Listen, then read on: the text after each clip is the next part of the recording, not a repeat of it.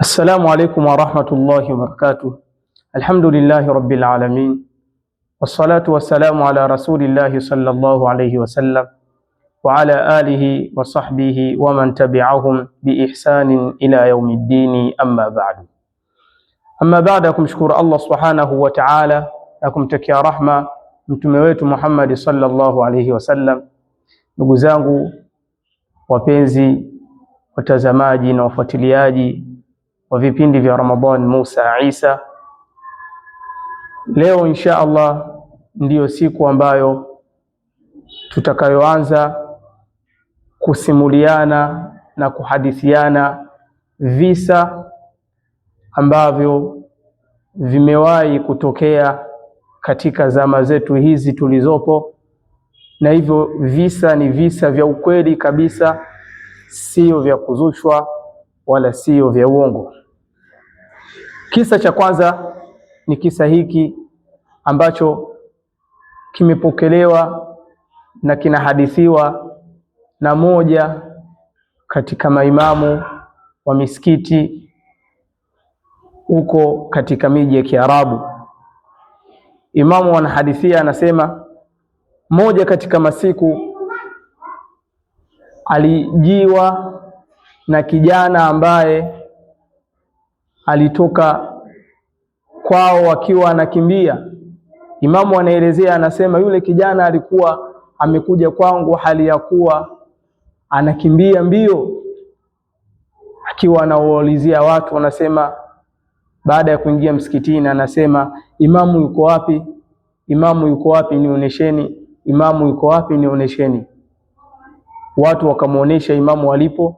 Imamu baada ya kukutana na yule kijana yule akawa anamwambia imamu, nyumbani kuna matatizo, tunakuomba twende ukamsomee dada yangu kisomo cha ruqya ili aondokewe na tatizo lake alilonalo. Imamu bila kujishauri akatoka msikitini na kwenda nyumbani kwa yule kijana. Alipofika katika ile nyumba, akakaribishwa na baba wa ile nyumba ambaye ni alikuwa baba wa yule mtoto na binti ambaye mwenye kuumwa.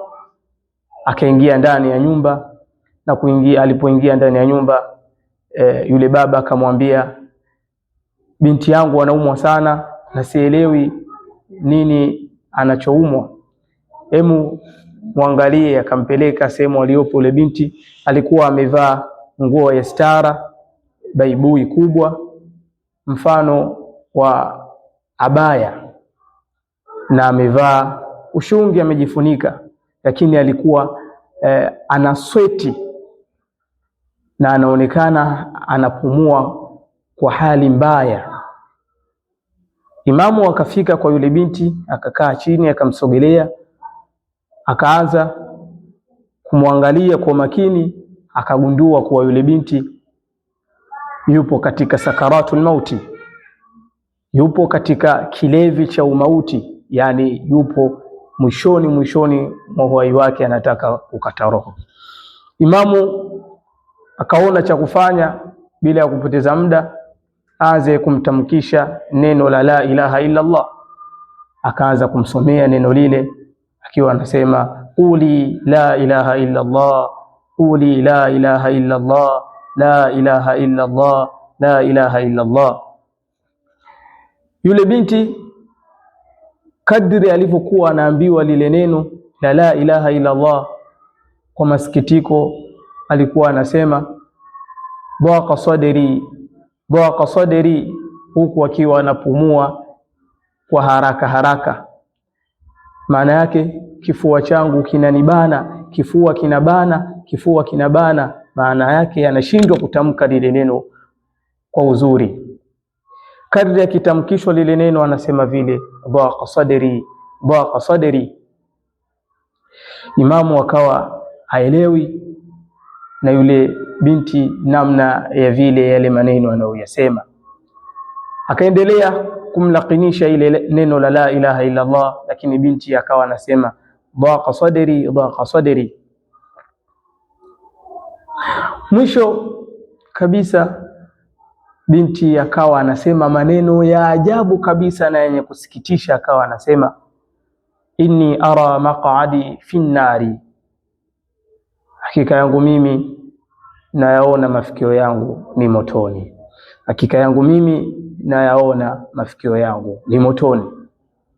Shekhe akachanganyikiwa na kupatwa na sitofahamu kwa nini huyu anasema maneno kama yale, lakini bila ya kupoteza muda yule binti akakata roho na kuelekea kwa Mola wake.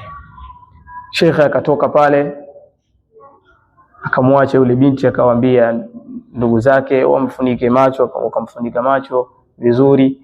Baada ya hapo akaenda kwa yule baba akamwambia, mtoto wako ameshatuondoka.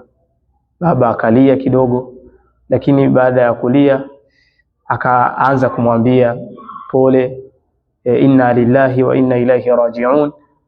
Kisha akamweleza, lakini baba, huyu binti yako kuna maneno ameyasema mwisho yamenichanganya na sijaelewa vizuri. Nilitaka unieleze, uniambie jambo gani ambalo alikuwa akipendelea kulifanya katika uhai wake, enzi za uhai wake. Imamu akaendelea akamwambia, maana ametamka mara kadhaa wakati namtamkisha neno la ilaha illa Allah, anasema kuwa dhaqa sadri, kifua changu kinanibana. Lakini mwisho kabisa binti yako akatamka akasema, inni ara maq'adi fi nnari, hakika mimi naona mafikio yangu motoni. Kwa hiyo sijaelewa kwa nini kasema maneno kama haya. Baba alivyoambiwa vile akalia zaidi na zaidi. Kisha alivyomaliza kulia akamwambia, huyu binti yangu katika maisha yake mara nyingi alikuwa anapenda sana kusikiliza mziki, na ilifikia hatua wakati mwingine tukiwa naye tunasikiliza labda Qur'ani, basi yeye anatuambia zimeni hiyo, zimeni. Kisha kama hatuzimi anatoka pale na anaondoka na zile headphone zake, anaenda pembeni kusikiliza mziki wake. Kwa maana kwamba huyu binti mziki aliupa kipaumbele kuliko Qur'ani, aliupa mziki kipaumbele kuliko hata adhana ya Allah subhanahu wa ta'ala. Kwa hiyo mwisho wake ndio ukawa kama hivi. Allah atuepushe na vifo vya namna kama hii, na Allah atujalie tupate mwisho mwema. Kwa hiyo tunajifunza katika tukio kama hili, miziki hii haifai, ni haramu na itatuingiza pabaya tukipenda tukaipa kipaumbele kuliko maneno ya Allah subhanahu wa ta'ala.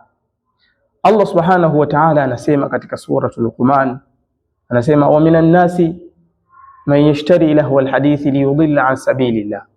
Wapo katika watu, baadhi ya watu ambao wananunua lahwa alhadithi, maneno ya lahwa alhadithi. Haya maneno ya lahwa alhadithi Ibn Abbas anayatafsiri, anasema lahwa alhadithi mazamir, ni miziki. Kwa hiyo wapo katika watu wanaonunua miziki, lengo na makusudio nini? Liyudilla an sabilillah, ili wawapoteze watu watoke katika njia ya Allah waende katika njia ya shaitan. Na hii miziki ni haramu kwa mujibu wa mafundisho ya Mtume sallallahu alaihi wasallam. Kwa hiyo tujiepushe nayo, tumuombe Allah subhanahu wa ta'ala atuhifadhi sisi pamoja na vizazi vyetu na atupe mwisho mwema. Ila huna yakfi, kufikia hapa tutosheke na haya machache. Wal afwa minkum, wassalamu alaikum wa rahmatullahi wa barakatuh.